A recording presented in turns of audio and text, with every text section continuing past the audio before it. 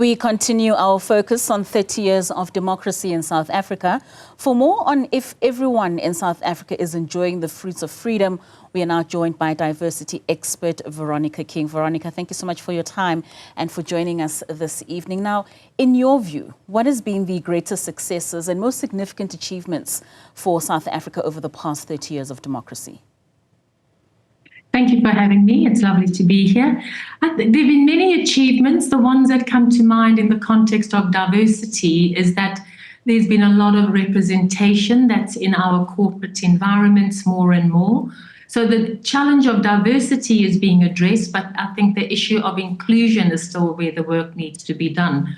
Lots of the organizations are meeting their EE targets with having great representation of all our, of the country's population. But it's the inclusion that still needs a lot of work to be done. People are still not feeling that their uniqueness and their distinctive is being acknowledged and seen and valued and respected. So the inclusion and the sense of belonging is still a lot of work to be done. There is still a sense of segregation that's not just in our social context, but even at work, we work with people that don't look like us, but we're not really socializing and truly connecting, being intentional and deliberate about those connections. So we've come a long way. Sorry to interrupt. We've come a long way, but we've still got a long way to go. Most certainly. I mean, I just wanted to come in on that point of segregation. I mean, I spoke to the SA Council of Churches, Bishop Mpumulwana, a little earlier on, and he spoke about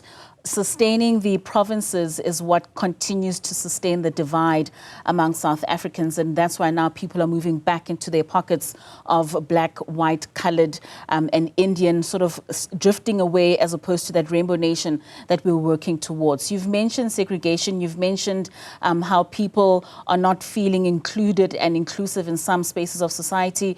Where would you say the country has fallen short of the hopes and promises of the post-apartheid transition? What were the biggest challenges that still remain today?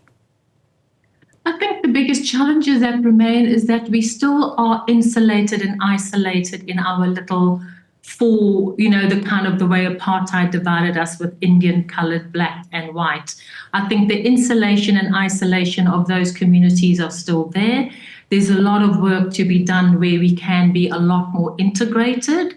I think the safety and the familiarity of just being with our own kind is still prevalent. You go to corporate functions and you see the whites together, the blacks together, the Indians and the coloreds together. Where we've fallen short is how we're actually needing to do our personal work as well, with starting to recognize what are the barriers. We also give ourselves barriers and sabotage ourselves at times with really being open to embracing difference and otherness in other people. I mean, you're mentioning the same factors that Bishop mentioned earlier on, that we don't have this rainbow nation because the work was not done, and you're saying there's still a lot of work to be done. What exactly are we referring to when we say we need to do more work?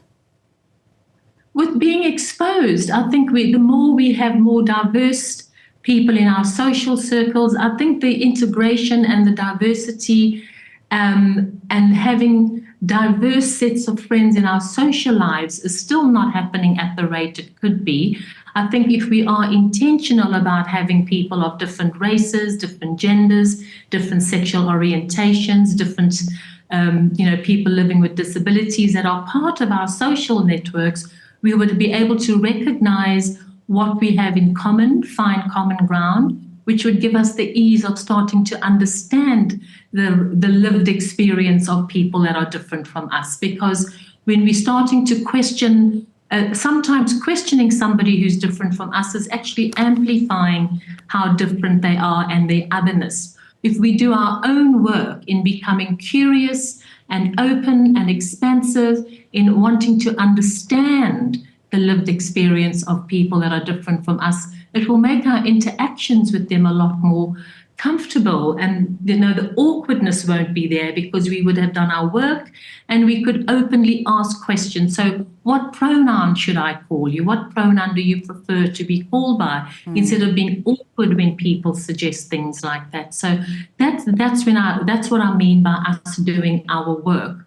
we all need to do our work and not just be attached to the different privileges we have, whether it's heterosexual privilege, whether it's white privilege, whether it's able-bodied privilege. We need to start stepping out of those normative contexts to start becoming more interested and intentional about understanding others. Most certainly. If we go back and touch on the issue of inequality, I mean, there's inequality in housing, in the quality of education and the access to healthcare. All of these still largely fall along racial lines. Is 30 years enough to undo the injustices of apartheid? Well, there's certain things that have happened. There's still a lot more that can happen. We feel quite let down and disappointed because things haven't moved at the pace that they could. So you've mentioned education, healthcare, housing. These are areas that we could have, I would like to think, my optimism would have thought, and my hope that I'd had at 94, 30 years ago today, was the most important thing I've ever done in my life was to vote for the first time. And the hope that I had has not actually translated into the moving the dial as it could be. So I do think there's a lot of work that needs to be done. I was reading all day today in preparation for this interview, and one of the stats that stood out for me of the many that I read was that in 94, there were 87% of land was still owned by white people. And that research in 2018, it showed that only 10% of Black people still have land now. So that's a big issue. Housing, land ownership is still an issue, and I do think we could have done a lot more. I'm not dismissing what has been done and what has been achieved, but I was really hoping a lot more would have been done in 30 years. But having said that, the elections into which we're going to be moving in a month's time would have been the 7th democratic elections we're having as well. So if we look at it and we speak about democracy from an adolescent perspective, comparing it with other countries where they've had democracy for a longer time, I do think we've done well, but we can still do a lot more. Most certainly. Looking ahead, Veronica, what do you see as the key priorities for the country to fulfill the promises of the democratic transition now into the next 10 or 20 years? Sorry, just repeat the first part of the question. What would you... I'm just saying, in terms of looking ahead, what would you say are the key priorities that our country now needs to fulfill when we're now looking forward towards the next 10 to 20 years? I think our youth, 67% of the age of 15 to 35 are unemployed. 60% of those numbers have never had a job. So we've got unemployment crisis. Education can possibly help with that as well. I think housing is still a major issue that needs to be addressed with urgency. And healthcare, while we have a very young population, we also need to take care of our aging population. And healthcare is across the life stages. We all need healthcare at all the different life stages that we have. And I do think the country can do a lot better when it comes to healthcare as well. Most certainly. Lastly, what lessons or advice would you offer to other nations undergoing democratic transitions based on South Africa's experience? I think the fundamentals of human rights, we've got a very powerful constitution. We have a constitutional democracy, and the fundamentals of what human rights mean is really important. I was reminded today when I was contacted for this interview, one of the other interviews I had was on the incident that happened in 2022 on Christmas Day. The racial issues are still an issue in our country, and how do we overcome that is one of the things that we need to focus on. I think I've mentioned education. How do we really improve, and how do we fast track that? That should have been one of the most important things we focused on, and we've been let down as well on many occasions on how we could have done that better. So those are the areas in the next 10 years: education, employment. Our unemployment stats with our youth is really heartbreaking.